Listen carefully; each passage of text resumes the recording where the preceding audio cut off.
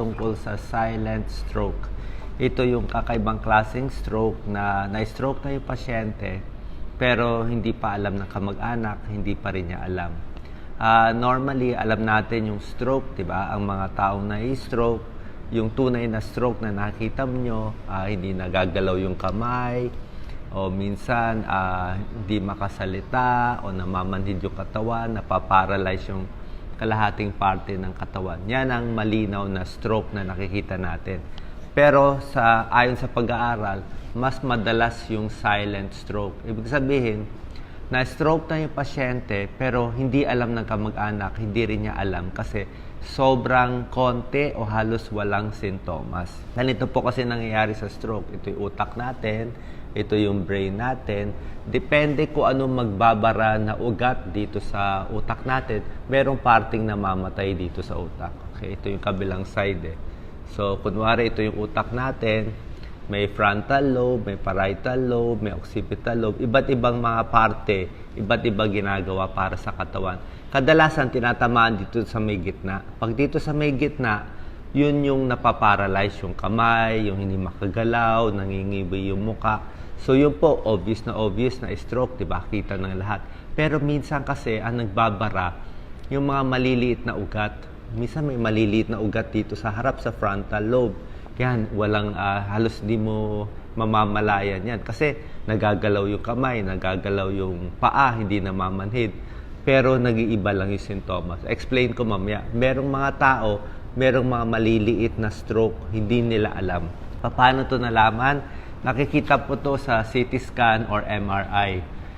Kamakailan lang, meron akong pasyente, nagbabago yung ugali. Parang pareho naman, mali-mali lang minsan ang sinasabi. Palagay natin, pangalan nyo, ganito, nabaliktad yung pangalan nyo. Kala nyo, baka ulyanin lang siya.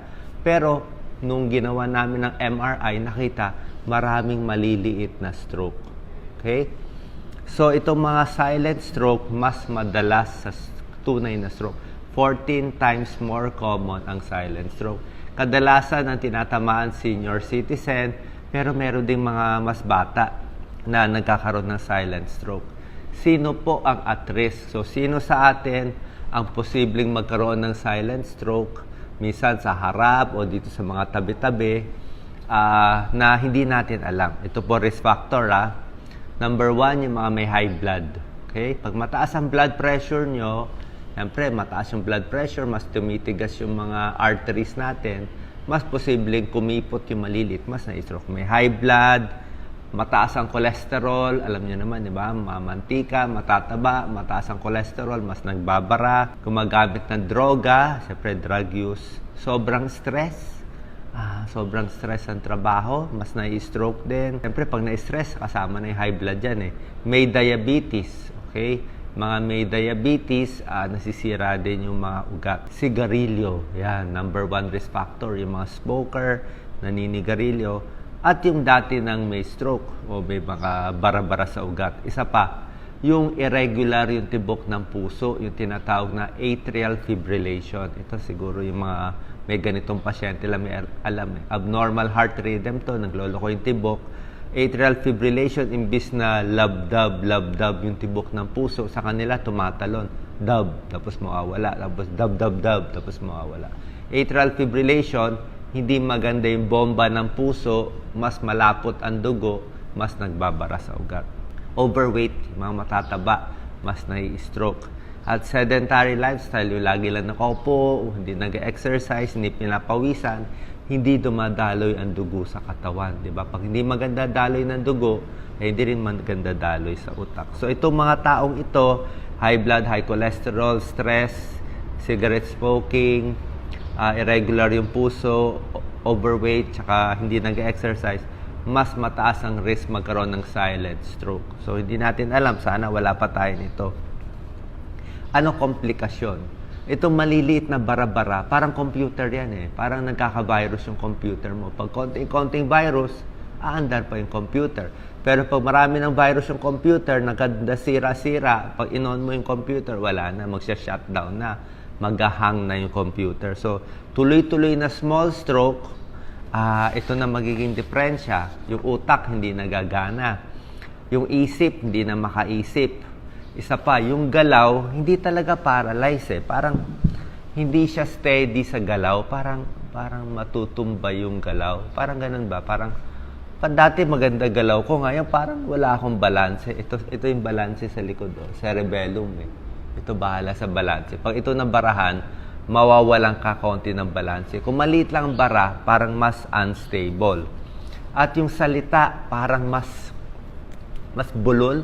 Di ba merong mga boksingero, after mag-boxing sila, pag in-interview nyo, bulol na siya.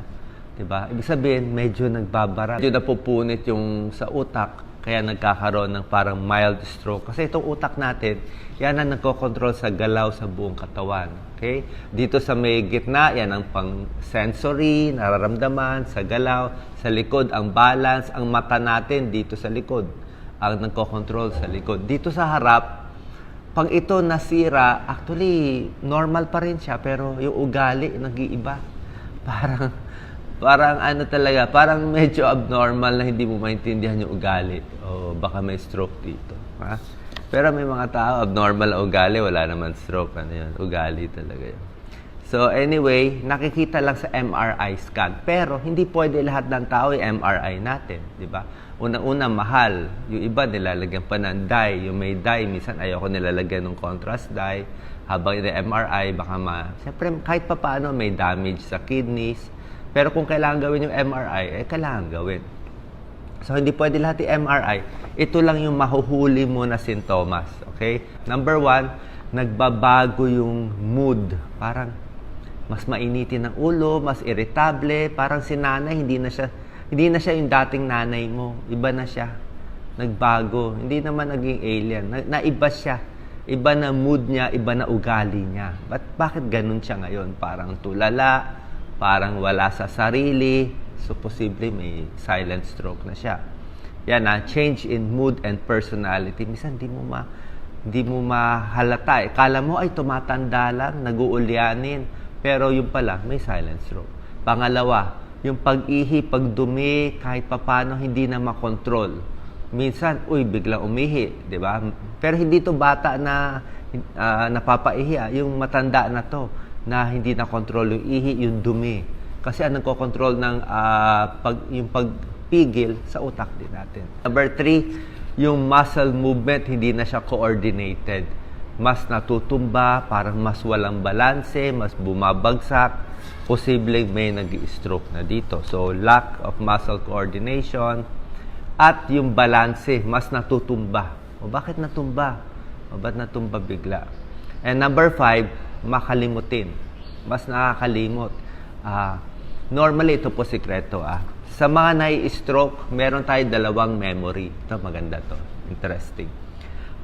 Meron tayong long-term memory, meron tayong short-term memory. Short-term memory, yung sinabi ko ngayon, topic ni Doc Willie, stroke. Nandito ako, may painting. Short-term yan, nakita nyo. Long-term, nung bata kayo, saan kayo nag-aral ng school? Yan. Anong ginawa mo? Anong birthday mo? Long-term yan. Okay, yan. Mga long-term.